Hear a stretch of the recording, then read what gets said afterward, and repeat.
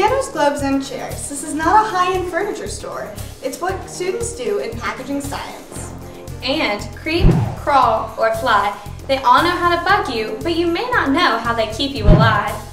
Plus, you understand the phrase when the rubber hits the road, but these Clemson professors show what happens when the tree hits the pavement. I'm Mary Pickler. And I'm Riley Reynolds. This is a special edition of Clemson News Now from the 2014 Summer Scholars Multimedia Camp. We begin our coverage with a closer look at Clemson University's history and the landmark buildings students, staff, and faculty work in. Calhoun, Hardin, and Tillman are among a few of them. Maddie Seifried is outside the trustee house with more. Maddie? Mary, if the bricks on buildings like this one could talk, the stories of Clemson's past may be more than many people want to know about. My question is, what is Clemson's relationship to the land? Dr. Lance Howard and other Clemson faculty and students are trying to answer that exact question. Howard says his colleague, Professor Rhonda Thomas, did a great deal of legwork already. She wrote an article in the South Carolina Review that shows inmates made the bricks used to construct many of the buildings on Clemson's campus. Howard and his student came up with the brick-making project to commemorate history. We were trying to make 1,000 bricks to make a labyrinth. Howard says their efforts go beyond the brick-making. He is a history lecturer, and the real motivation is the history of the people who made the bricks at buildings like the Trustee House here on Fort Hill Street. There's so many stories still that haven't been told just about who these people were. Thomas's article shows nearly 600 convicts worked the land here at Clemson. Their names appear in the farm and contract registers for then Clemson College between 1890 and 1899. The convicts were African American men and boys comprised of third-generation Africans who toiled in conditions associated with slavery on the Fort Hill plantation now known as Clemson University. The brick project is part of a larger project that I call Bringing Other Clemsons to Light, which is about raising awareness of the history of the campus and the land that the campus is on even before this was a university. Howard says, in addition to learning more about the men who helped build this campus, students also gained valuable experience learning how to shape and mold bricks. Howard hopes to spike as many people's interest in Clemson brickmaking as possible. For more information, visit the Clemson Brickmaking Facebook page. There's a lot of construction underway at Clemson this summer. There are 14 areas all over campus of building construction as well as 9 areas of paving and utility construction. Among these areas, the previous central meeting location for summer scholars, the amphitheater, is closed for renovation. Crews are also working on the new Watt Family Innovation Center for academic collaboration and student engagement. Our multimedia camp took place in Lee Hall, which is a lot like a mini compound. We worked in Lee Hall 3, one of the newer buildings on campus. Lee Hall is home to the Departments of Art, Landscape, Architecture, City, and Regional Planning, Construction Science and Management, Real Estate Development, and the PhD program in Planning, Design, and the Built Environment. The university expanded Lee Hall in 1975 and 1991 to create Lee 2. In 2012, Clemson dedicated Lee 3 as the building that teaches in a zero-energy ready environment. We found this to be a very busy place from the inside and out. Just outside of Lee Hall, construction is underway. Not on any new buildings, but on an experiment to observe pavement and its relationship to trees. You know, as a tree grows, it has a tendency to kind of blow up the pavement, if you will. Researchers Brad Putman and Paul Russell are looking at how to prevent that pavement breakage from happening. So what we're trying to look at is we're trying to look at some research to investigate how can we better design to promote healthy trees and healthy pavements in the same environment. Finding a solution to this problem without sacrificing the health of the pavement or the trees requires the collaboration of 2 different Clemson worlds. Well, Brad does research in paving, and I'm interested in how the rhizosphere of a tree works. The first controlled experiment of its kind, Putman and Russell seek to find what creates harmony between the trees and the pavement. What we're doing is building 3 planter boxes that are about 8 by 8. They hold about 20,000 pounds worth of soil. The glass sides of the containers allow the researchers to see what exactly happens above and below ground. We're going to plant 3 trees and a tree in each of those boxes and measure again how that tree responds to that different soil profile and how it responds to the top condition with the paving. If successful, the merging of the fields could result in a solution to breaking concrete and unhealthy trees in urban areas. Started as just a brief conversation, then it kind of rolled into something that could be a tangible research activity. Collaboration is key in problem solving, and Putman and Russell are utilizing their different experiences to integrate the research side and design aspects of this project. You can learn more about Lee Hall, its professors, and the students who work and learn here at clemson.edu. Simply type Lee Hall into the search tool. The authors of a new book called Innovation U 2.0, Reinventing University Roles in a Knowledge Economy, commends Clemson for helping drive economic growth in its community. The authors acknowledge the university's ability to create jobs and investments. They cite Clemson's 2020 roadmap, fundraising campaign, leadership, partnerships with industry, and willingness to collaborate as some of the reasons for recognizing Clemson's contributions to the nation's economic environment. There is no shortage of things to see and learn at Clemson University. Take, for example, packaging science. It is exactly what the name implies, but Autumn Barnes reports students and faculty do more than meets the eye. This is the Harris A. Smith Building, home to the Packaging and Science Department. Here is where students learn the craft of the packaging industry. David Cottrell helps students with various projects. I am a grad student here at Clemson University. I also did my undergrad in packaging science. I'm very hands-on. I like to always be building stuff and seeing my designs come to 3D, real life. Students' projects such as these have been submitted for competition and have won numerous awards. The corrugated, which is cardboard in packaging science terms, the corrugated furniture is from different things, packaging classes, and basically design competitions that students did. The way we make it is we take the same shape and repeat it over and over again on our machinery, which is very accurate in cutting out corrugated shapes. And then we bolt them all together and pull them tight so that you can actually sit on them, and we can make all kinds of different structures. This room is where all the projects are made.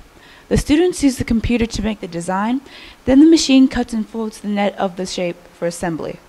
Students come and shape the particular net that they need for the particular project.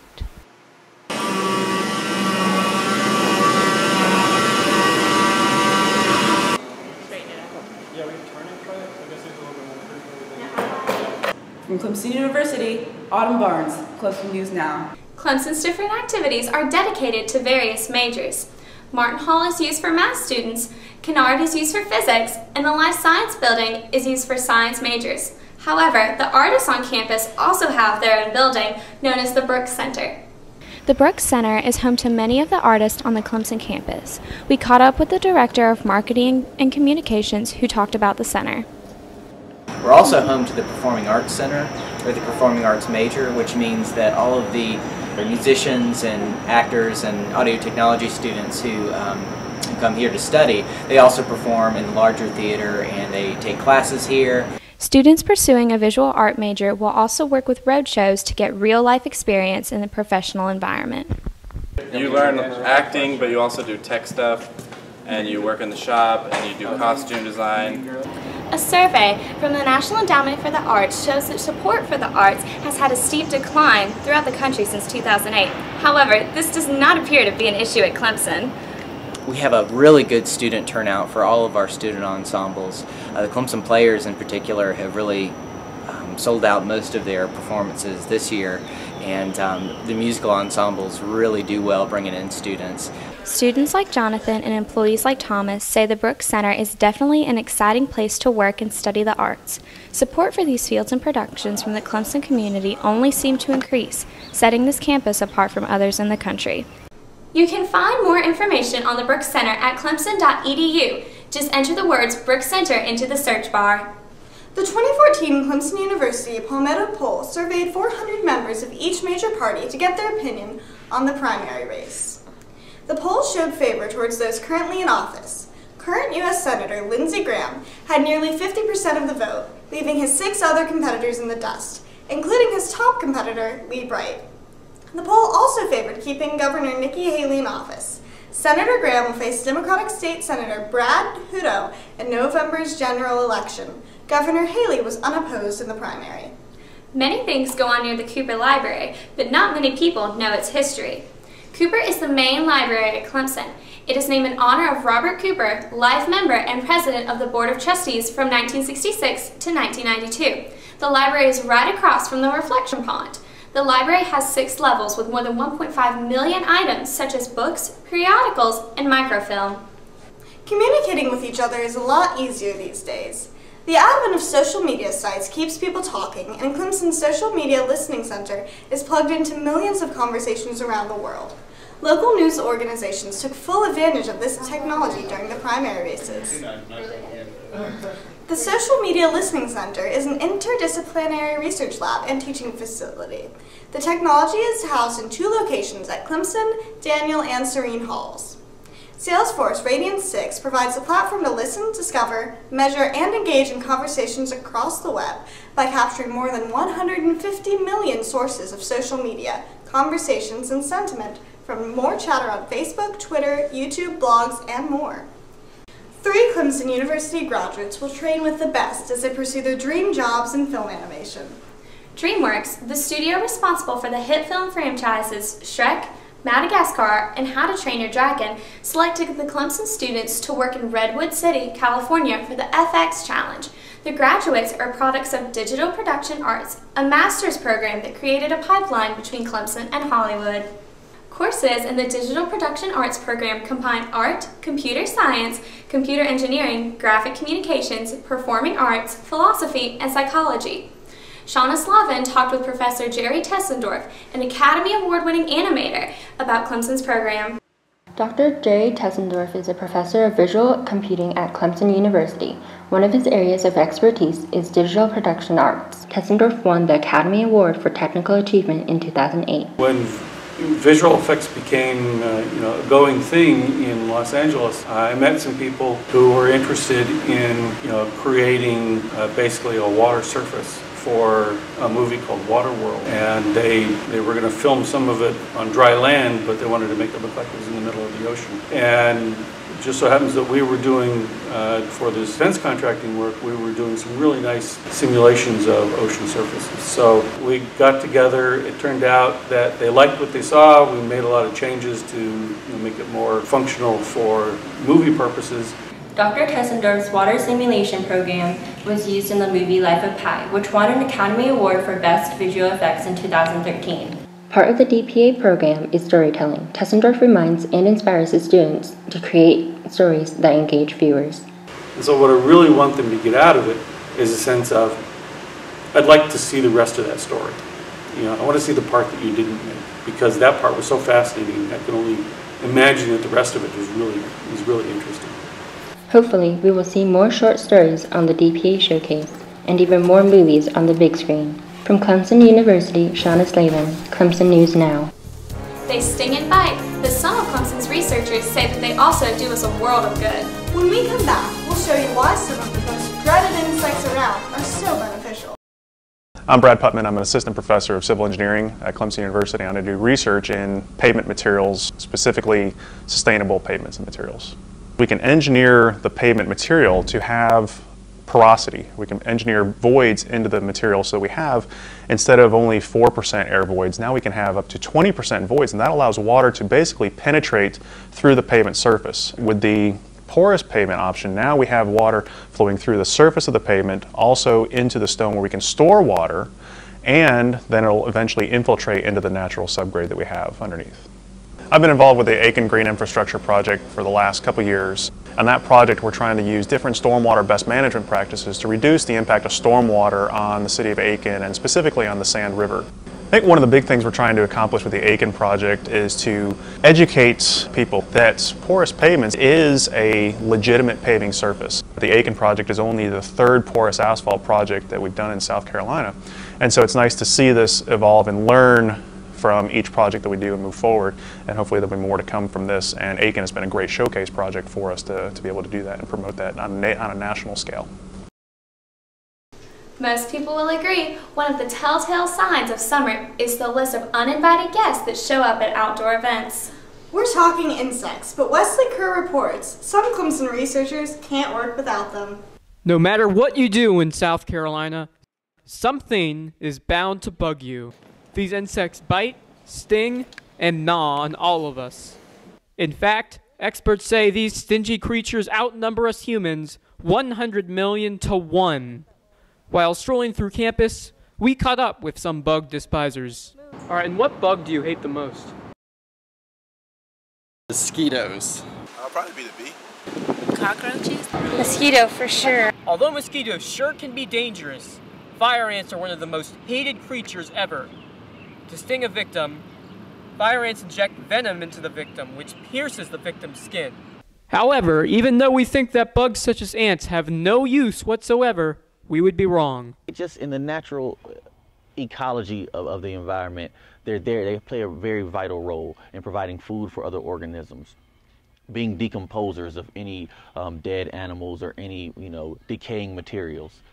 Hamilton R. Allen is a graduate student at Clemson, specializing in the biology of the fire ant. He believes that although bugs may not always be our best friends, they too contribute to the well-being of our special and beautiful planet. Love them. So we all have these individual stories, and insects impact our daily lives. Here's the truth. As long as we will keep bugging the world with our big plans, insects will never stop bugging us. From Clemson University, Wesley Kerr, Clemson News Now. Clemson's entomology graduate program offers a Master's of Science degree as well as a PhD. If you'd like to bypass bugs in the sun to feel the burn, this is the place to be. It is one of the hottest spots on Clemson's campus. More when we return.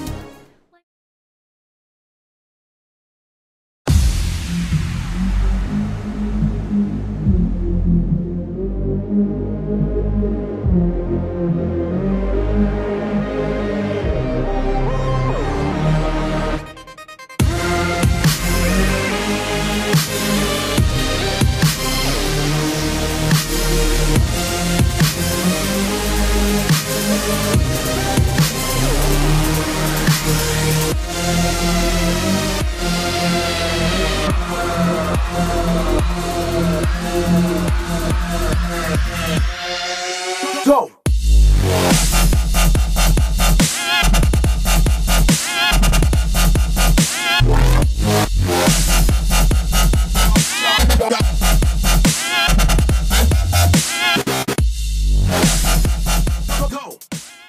Like most college campuses, Clemson takes pride in its sports programs. Athletes do everything to win and avoid injury. When an athlete does get hurt, he or she has to decide if they should stay in the game or sit it out. Clemson professors Jimmy Sanderson and Melinda Weathers studied the impact media reports have on injured players and found sports journalists can shift football cultural norms towards valuing players who put their health first. The research centered on the game of football. Clemson has a healthy appetite for sports, health, and fitness. Jacqueline Roth is here to show us how students, faculty, and the general public can stay fit, whether they're in a gym, outside, studying, or working. Riley, when you're a full-time college student, every second counts. Throughout the hustle and bustle of Clemson University lies the Fike Recreation Center, which was built in 1930 as a resource to help maintain a healthy lifestyle for the students, faculty, and the general public. Our aim as campus recreation is to enhance the student experience and to help our students live a healthy and balanced lifestyle. Students have access to various activities and equipment such as the indoor track, climbing wall, indoor pool, and of course the workout area. Having a broad range of activities and options available for our students are going to help aid in their building of their whole person. Obviously, easy access to a gym makes being healthy a lot easier. Clemson University alumnus Kyle Edge is among the hundreds of people with memberships to Fike. I think one really good thing about Fike is all the machines and stuff you have access to. If I were to try to find another gym with the same kind of facilities, it would probably cost me a lot more. Bike has been renovated 3 times, and Hale says that they're exploring more options to expand. There's going to be new housing, new dining, and so we're thinking about expanding more towards that way to kind of connect with the campus a little bit better. Hale says there's nothing set in stone for now, but the campus's future looks bright. From Clemson University, Jacqueline Roth, Clemson News Now. Our time is up at the Summer Scholars Multimedia Journalism Camp. But we can't leave without showing you what we've accomplished. A behind-the-scenes look when we come back. I've been coming to Junior B for since I was about 6 years old, and I'm almost 21, and so I've really always just loved the people and getting to see friends again that I don't get to see any other time of the year. Just great times getting to talk about cows, talk about life and what's going on, and catch up. You don't have to have cattle to start out with Junior B Roundup. You're welcome to come participate in the Cattlemen's Contest or some of the other contests to experience it. If you want to learn about the beef industry, this is a great place to start. The main thing is the friendships and the camaraderie that they build. We have people coming here that have been coming here, that they came here as children, now their children are coming here, so there's a legacy with this event. This is our 28th year, so there's just that family atmosphere that they're gaining, and those long-term friendships.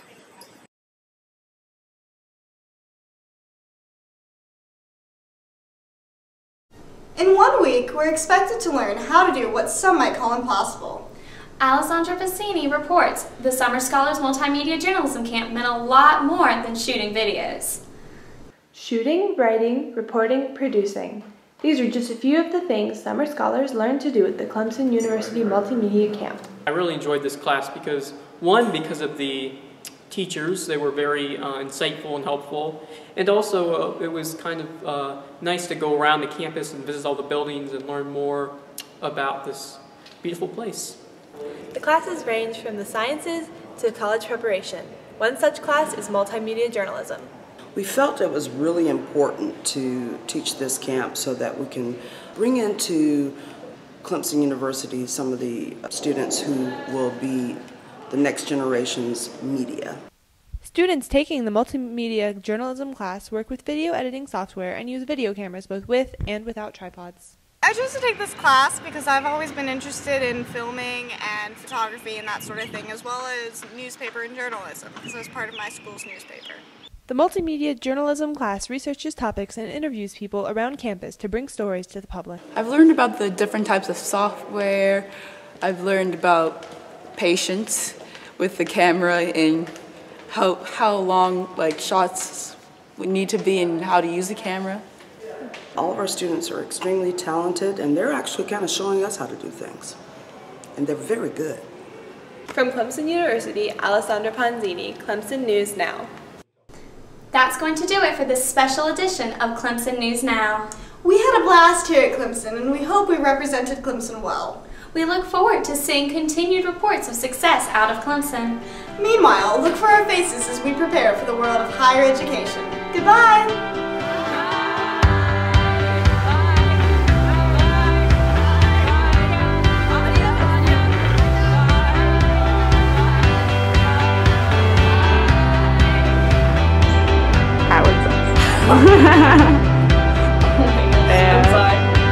Hated creatures ever.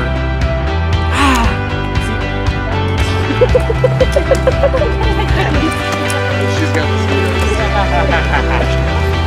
It makes me look really good. Have won numerous awards. For Clemson News. A survey from the National Support for the Arts shows the support for the arts. I'm gonna try again. That was so bad. Only decline. Don't laugh at me. You. Rolling. Rolling. So I say 3, 2, 1. Okay. 3, 2, 1. Is it rolling? Oh, hang on, wait. Bike has been renovated 3 times, and Hale says that they're exploring more options to expand. Now it is. From Clemson University, my arms are going everywhere. 3, 2, 1. From Clemson.